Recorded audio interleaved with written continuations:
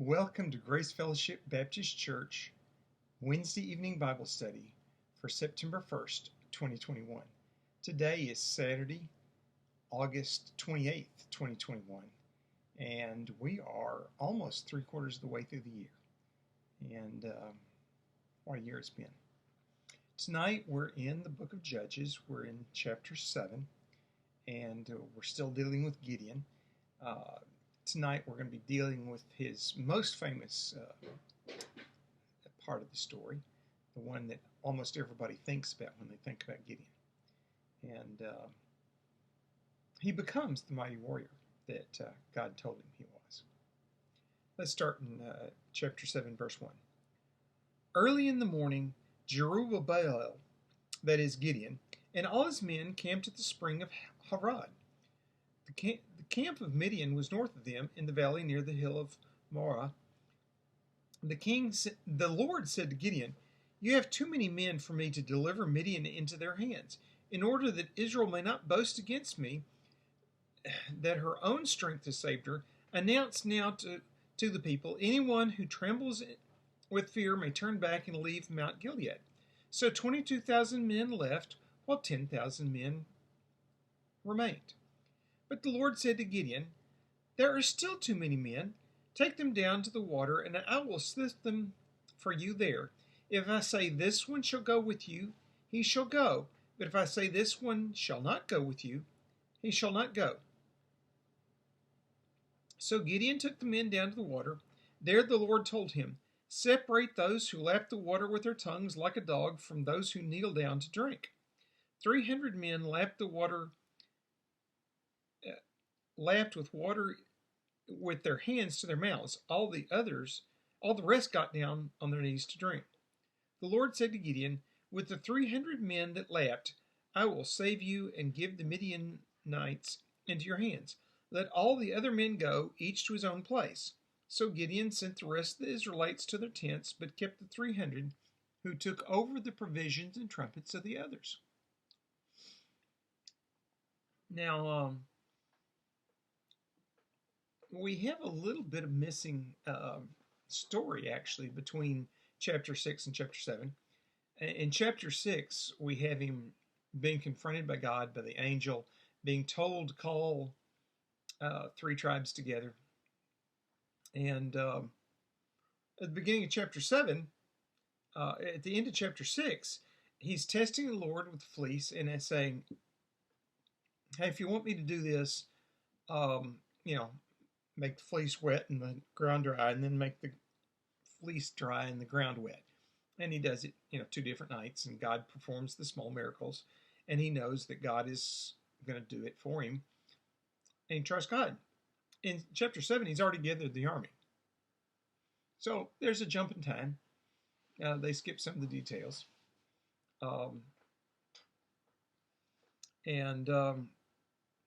We only know how many men showed up by doing the math backwards.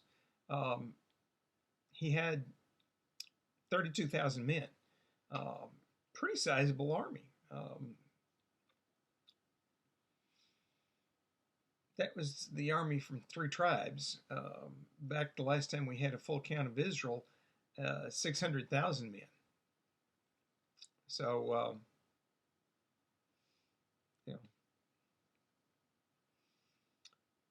and that's just volunteers.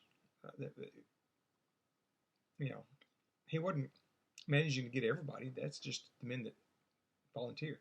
And they were already on the mountain. And he sent 22,000 home and still had 10,000. And God said, "No, that's still too many." And they go down to the brook. And God says, I'm going to sort them out. And those who pick up water in their hands and lap it from their hands. In other words, they're still watching around, still paying attention when they drink. Keep those. Those who get down on their hands with their face to the water and are helpless while they drink, send them home. In one sense, it sounds like it makes a lot of sense. Um, the guys that are, you know, paying attention better will be better at war. On the other hand, that's not really what God means. God meant to thin the crowd down to an impossibly small number so that it was obvious God was winning the day, not Israel. And that's why God tells Gideon, you know, it's because if that large an army wins, Israel's going to think they did it themselves.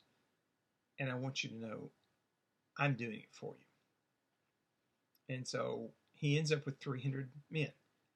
That's not even a really good fighting force. It's kind of, in this day and time, it's kind of a pathetic fighting force. But that's what God told them to do. Now the 300 got all the provisions from the 10,000, all the trumpets, all the torches, etc., etc. Because God knew what he needed, and he's going to have them do this. It's going to be amazing.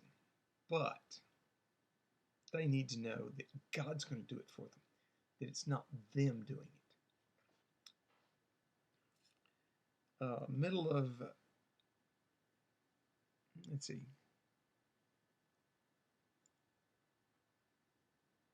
Yeah, middle of verse 8. Now the camp of Midian lay below him in the valley. During that night, the Lord said to Gideon, "Get up, go down against the camp, because I am going to give it into your hands. If you are afraid to attack, go down to the camp with your servant Purah and listen to what they are saying. Afterward, you will be encouraged to attack the camp." So he and Purah, his servant, went down to the outpost of the camp. The Midianites, the Amalekites, and all the other eastern peoples had settled in the valley, thick as locusts. Their camels could no more be counted than the sand of the seashore. Big camp, lots of people, lots of army, lots of camels. Huge camp. 13. Gideon arrived just as a man was telling his friend his dream. "I had a dream," he was saying. "A round loaf of barley bread came tumbling into the Midianite camp. It struck the tent with such force that the tent overturned and collapsed." His friend responded, "This can be nothing other than the sword of Gideon, the son of Josiah, the Israelite. God has given the Midianites and the whole camp into his hands." When Gideon heard the dream and its interpretation, he worshipped God. He returned to the camp of Israel and called out, "Get up! The Lord has given the Midianite camp into your hands." Dividing the 300 men into 3 companies, he placed trumpets and empty jars into the hands of all the men with torches inside. So he's giving everybody a trumpet, a jar, and a torch inside the jar. Obviously, the jar hides the light of the torch. The trumpet normally was an instrument to call a very large group, and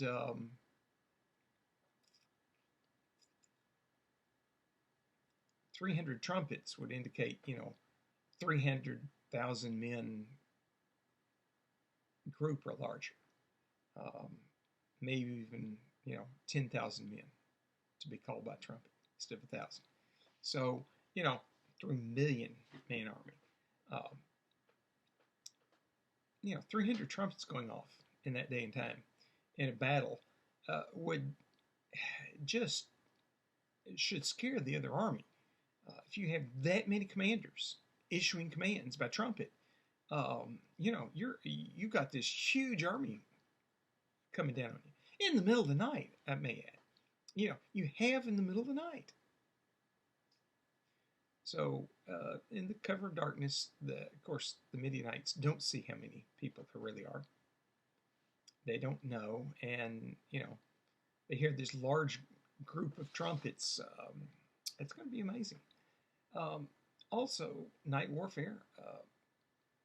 Generally, only the guys that were in command and needed to see something carried a torch. The rest of everybody, they had to get their eyes used to the dark and be, you know, um, have night vision so they could see in the dark to do what they needed to do.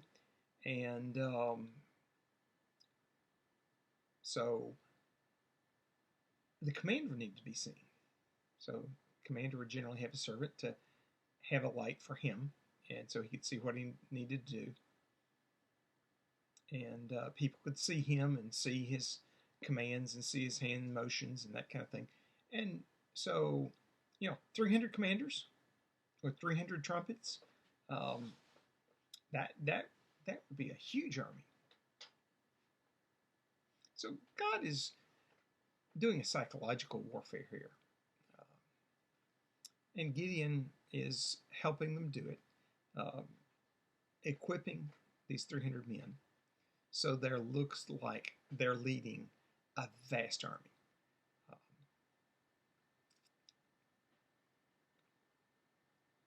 17, verse 17. Watch me, he told them. Follow my lead. When I get to the edge of camp, do exactly as I do. When I and all who are with me blow our trumpets, then from all around the camp, blow yours and shout for the Lord and for Gideon. So he's telling them, you're going to surround the camp and, watch me. And when you see me doing something, do it. Imitate what I'm doing. You're going to blow your trumpet and then shout for the Lord and for Gideon. Very often that day and time, as you started the battle, everybody would have a slogan they would shout together. At least the commanders would, and it would be the signal to, begin activities. So it looks like to people in the camp, the Midianite camp, that there's 300 commanders commanding 300 groups to go attack at night, and all they can see is 300 commanders. Hear 300 trumpets. It's a big group that's attacking. They just know this. Verse 19. Gideon and the 100 men with him reached the edge of the camp at the beginning of the middle watch, just after they had changed the guard. They blew their trumpets and broke the jars that were in their hands. The three companies blew the trumpets and smashed the jars, grasping the torches in their left hands and holding in their right hand the trumpets they were to blow. They shouted, "A sword for the Lord and for Gideon." While each man held his position around the camp, all the Midianites ran, crying as they fled.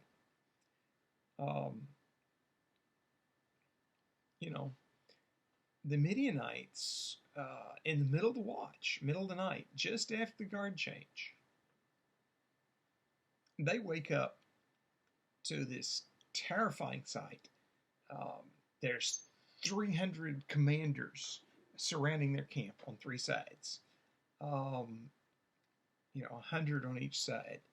The fourth side is still open. And they're blowing trumpets and they're shouting command that apparently is the command for the army to advance. And they're holding up their torches, and they know how battle formations go. They're seeing,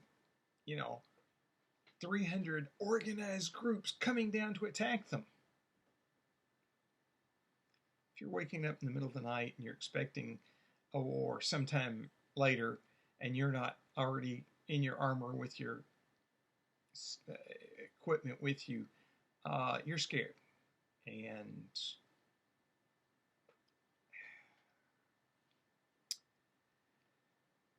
God has messed with their minds, of course, had them think that a whole lot more is going on than it really is.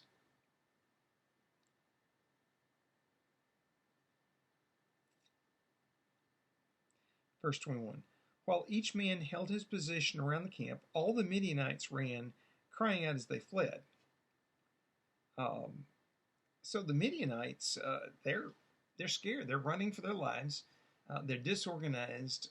They didn't get a chance to get organized and be in battle. And the Midianites and the Amalekites were nomadic people. They weren't used to organizing in big groups and participating in big groups. They thought this would be an easy battle during the day when they prepared and they got to attack. And they weren't expecting the Israelites to attack at night. And, they feel surrounded. The commanders are staying in place. That means the men are just marching down and you can't see them. And so they break and run. It's not time to grab your goods. It's not time to find your horse. It's not time to grab your armor and try to put it on. It's just time to go. And so they pack up and start running. They don't pack up. They just jump up and start running. Verse 22. When the 300 trumpets sounded, the Lord caused the men throughout the camp to turn on each other with their swords. The army fled to Beth Shittim toward Zerah, as far as the border of Abel Meheleth near Tabbath. Israelites from Naphtali, Asher, and all Manasseh were called out, and they pursued the Midianites. Okay, so the few that grabbed weapons, since they're not really an organized group, they aren't used to practicing together, and it's the middle of the night, everybody's confused. If somebody saw somebody with a weapon, they attacked them. Never mind their own force. They assume it's the attacking force, and so they start fighting each other. Of course, they probably had internal strife too. Just the nature of the Midianite organization, their people, they were more small group raiding people than large army conquering a land kind of people. And there's probably lots of rivalries and that kind of thing. And even if you recognize somebody,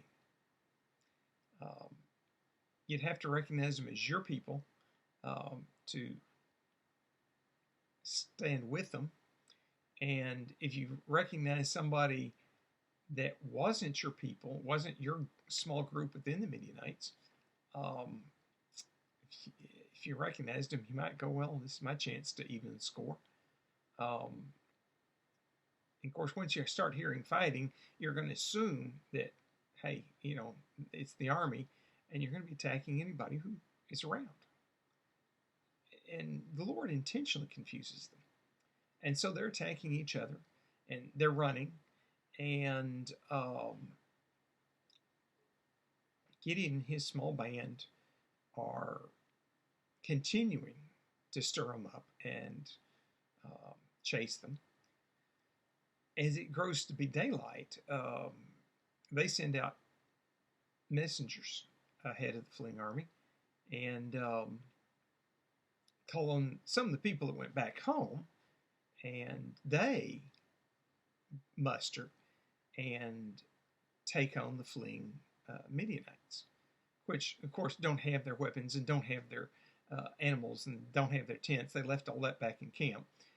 They're running for their lives and scared, and they've heard a major battle, and they're trying to get back home before the army that's chasing them catches up with them. Well, there's no army chasing them. That's their people back there. And they run headlong into Israelites who now are trying to defend their territory and know that the Midianite army's being routed. And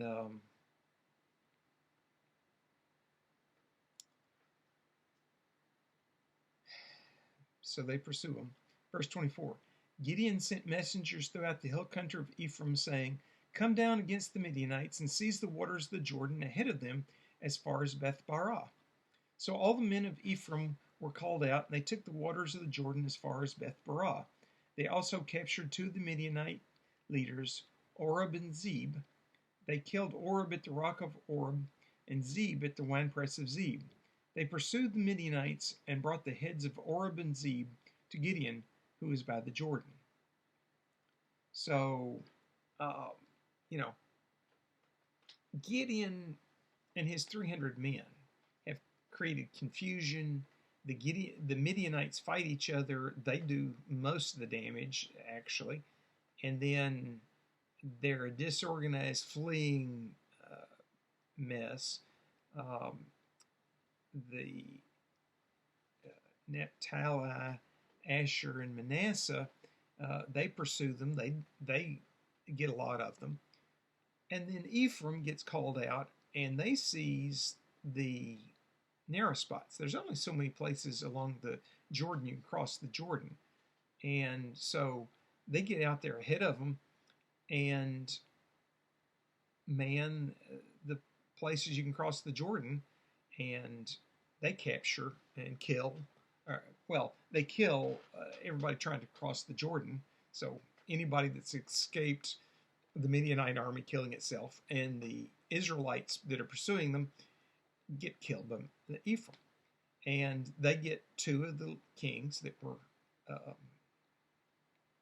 leading this bunch and kill them. And they bring the heads to Gideon. Great victory that day.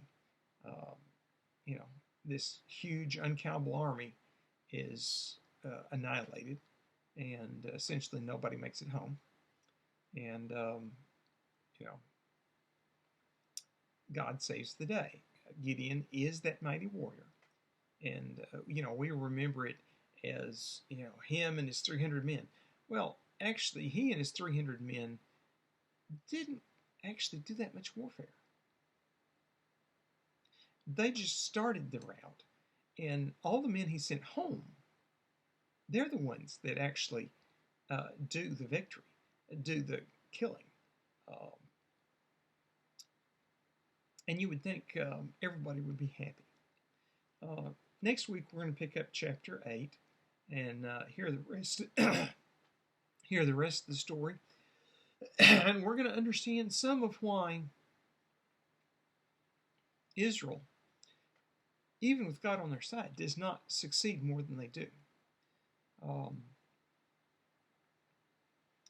But Gideon does what God tells him to do, and he has a great victory because he did it, and because he did it the way God told him to. Obviously, God had told him to, take the trumpets and the torches and the pots and do this. And God knew that this would be a victory.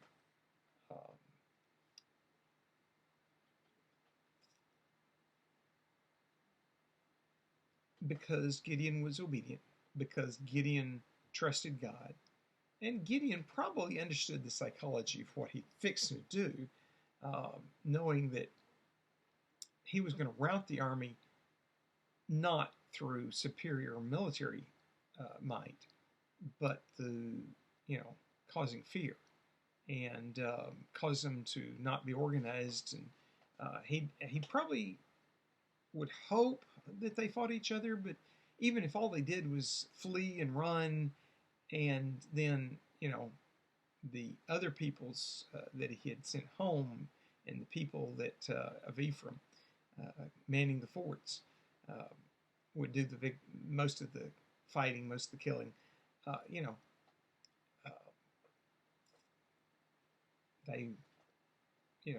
He knew that victory was going to be in store, because once you broke the psychology of the enemy and you broke their ranks and they were no longer organized, it became a whole lot easier, particularly if your men were still organized. Well,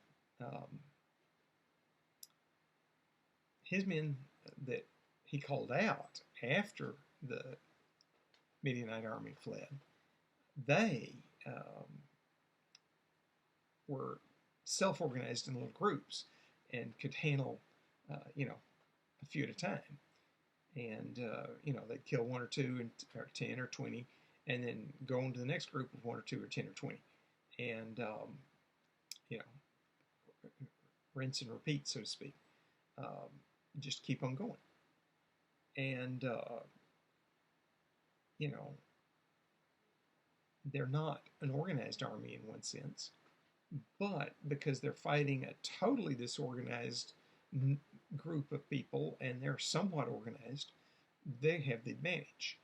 And they have also, the Midianites, one of their big advantages is they were up on camels, well above the fray, and could reach down, and they had height, and they had, ability to strike from a height, and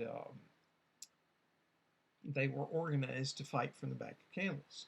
When you're fleeing on foot, you don't have the advantage of the camel. You probably aren't carrying all your weapons and stuff, and so an unarmed man fleeing on foot has a severe disadvantage to the same man in his armor with his weapons on the back of a camel. And he knows that. And the Israelites know that they have the advantage now because they're on their home territory. They have their weapons. They see an unarmed army fleeing. They can pick them off one at a time and finish the job. They don't have to understand what happened back there. They just know their job is to make sure nobody gets home. And they do a pretty good job. They win the battle. And some of those people catch the kings, and they do what they're supposed to do. They kill the king. You catch him, you kill him. Okay, because he's prominent, you cut his head off to make sure that everybody knows, hey, I got this guy. It's not just bragging. It's, well, yeah, okay, you got his head. It's not attached to his body. He's clearly dead. Kind of brutal, effective, and word spreads quickly among the Israelites. And even if somebody had been afraid yesterday, today, they know they have the advantage. They don't have to be afraid. And God has strengthened their hearts. Some of the men probably know, hey, I was sent home so I can defend the home. And, once the army starts running toward me, I can deal with this. They may not have understood why they got rejected back at the stream. But today they understand their job. They understand that they're to do war. And they do it.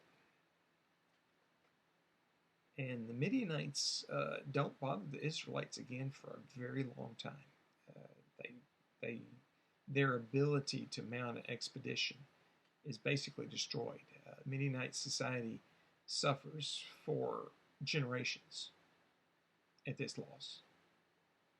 Of course, where they caught the two kings, it was a rock, but it gets named after the guy that killed there. There was a wine press, but suddenly the wine press gets named after the guy that killed there. Good memorials to, we won the victory that day. We killed the people that were oppressing us. They were clearly making a memorial. Gideon makes it all the way to the Jordan, to the border, and they bring him the head there, the heads, and so it gets recorded that Gideon won the day. Gideon, of course, was chasing the tail end of the army. He wasn't going to run past anybody, leave anybody alive. He and his groups were attacking people as they found them, keeping them running. And so when he gets to the Jordan, he knows that Ephraim has done the job of keeping people from crossing the Jordan and killing them. And when he joins them at the Jordan, he knows the battle's been won. The army's been killed, and nothing's left. So, this should be a great victory. There should be great rejoicing, and people should be happy, you would think. People are not happy. And we're going to deal with the consequences of that next week. in chapter 8, because the rest of the story is really sad. And we're going to deal with what kind of people the Israelites were. Yes, there was some reformation. God saved the people, but they were still not obeying God. And because of that, they still had bad relationships. Just one of those kind of general truths that almost every religion around the world, no matter what they believe, they understand that there's bad relationships. It's a spiritual problem. Well, we're going to find out there was all kinds of bad relationships in Israel, and it indicates a spiritual problem. Gracious Lord, even when we're disobedient, you still love us. You will still save us for your purpose. Lord, you had Gideon obey you, and he did, and he won a great victory. Not through a force of arms or a might of an army, but because you taught him to use psychology and stealth and cunning. And the Midianites destroyed themselves and fled, and then the local people did the job that they were supposed to do as an army. Cut them down along the way, and then took the Jordan and captured them at the fords and killed them.